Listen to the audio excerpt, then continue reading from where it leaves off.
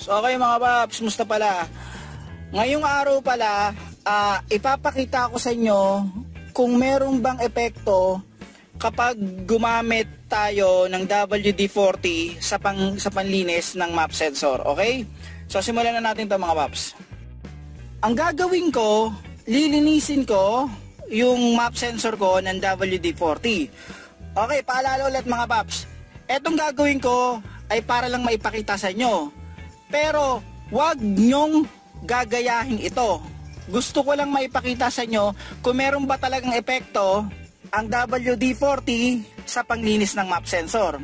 Ngayon, kung maglilinis kayo ng map sensor, ang gagamitin nyo, yung tamang paraan, ang gagamitin nyo ay map sensor cleaner. Meron namang nabibili noon, meron din nabibili ng throttle body map sensor cleaner. Meron din, kung walang-wala talaga noon, alternative, pwede kayong gumamit ng ng contact cleaner. Kasi electronics yan eh. Ngayon ganito tayo.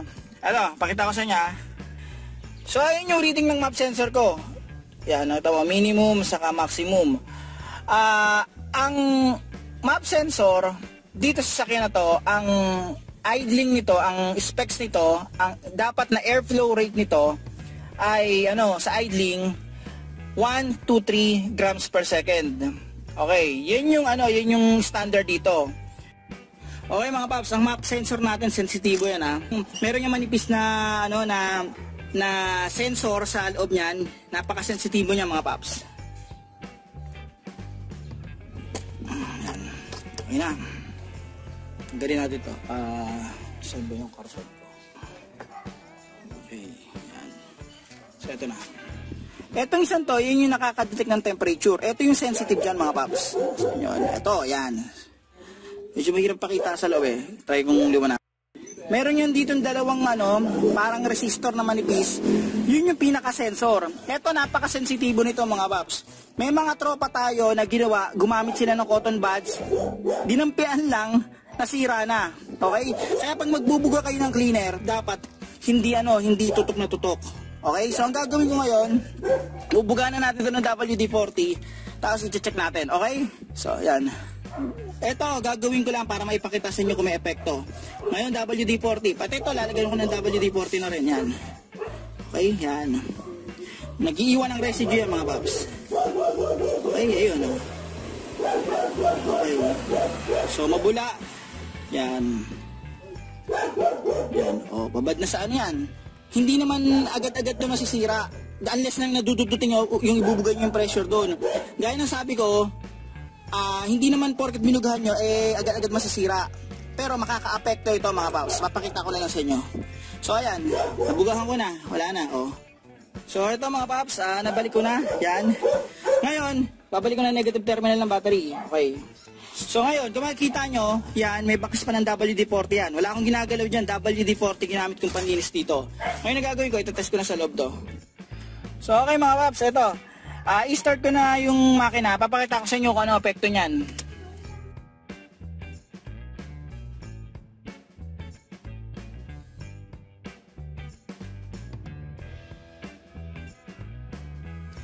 So nakita nyo, yan yung yung epekto niyan.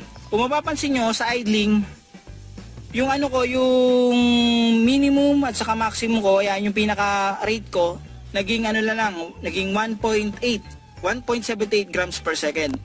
So nakita nyo, gamit ko dito WD-40. Ang susunod kong gagawin, gagamit ako ng map sensor cleaner. Okay? Ayun, may dalawa ditong sensor ayon, buga natin. Dapat bubughan nyo malayo ng konti para safe.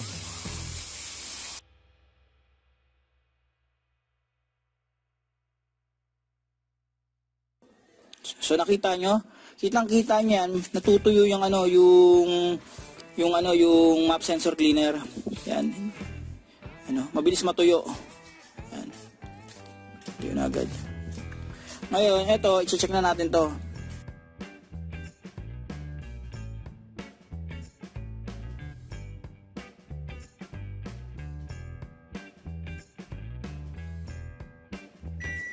So okay mga paps, ito, start na natin yung makina. Yan. So ayan na, na-start ko na siya. Tapos tignan natin to. Yan. So dito string uli natin.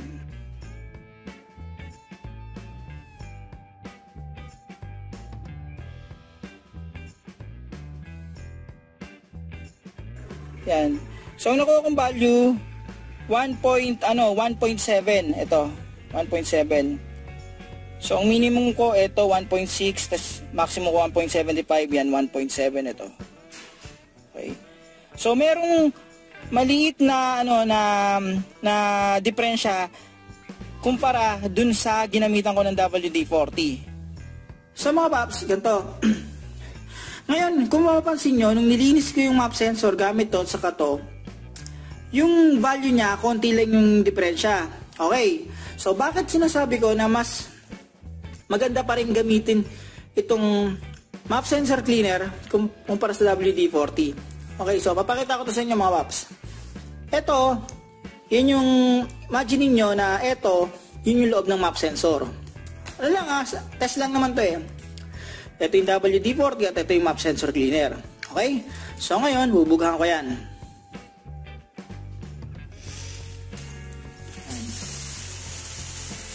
Yan. Naghalo na. So kung nakita nyo, ito, ayan, ito natutuyo, ito hindi. Okay? Segundo pa lang yan ha. Ngayon, imagine niyo ito, yun yung alikabok. Yan o, kitang-kita yun, natuyo na. Ito sa WD-40, hindi pa. Ito yung alikabok. So, ganyan na natin. Tara natin alikabok. Ayan o. Ayan. So, yan na. Ngayon, kung halimbawa yan yung alikabok, tingnan nyo naman.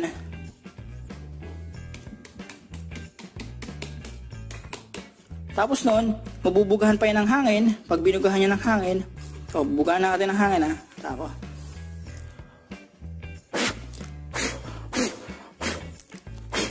yan.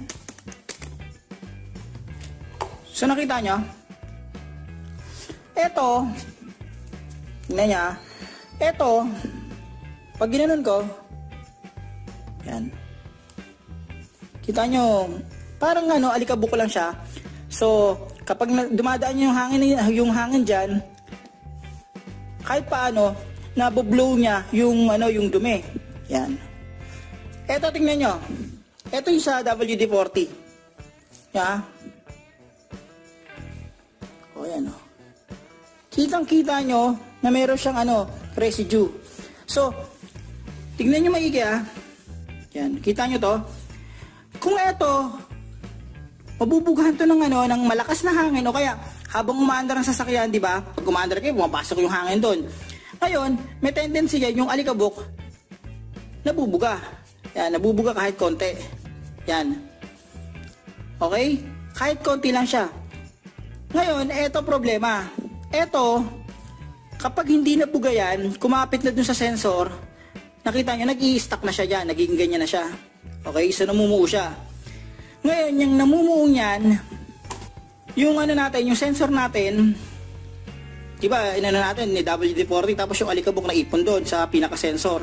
Ngayon, ang mangyayari dyan, kapag naipon yung dumi doon, at hindi, nawala, hindi natanggal, naipon, namuong ganito, ang mangyayari niyan, yung nababasa niyang airflow, ay hindi na magiging tama.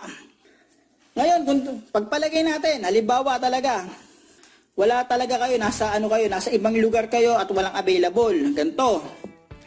Sige, gamitin nyo to. Gamitin nyo. Pero, kung gagamitin nyo to, siguraduhin nyo na matutuyo yung maigi. Matutuyo yung maigi yung loob. Bahala kayo kung anong discard nyo patuyo yung maigi. At, kung gagamitin nyo man to, tapos nun, nagkaroon kayo ng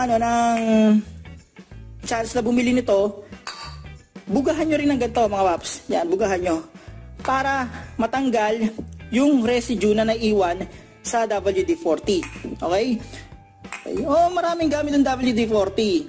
Pero masyadong sensitive ang sensor sa loob ng map sensor.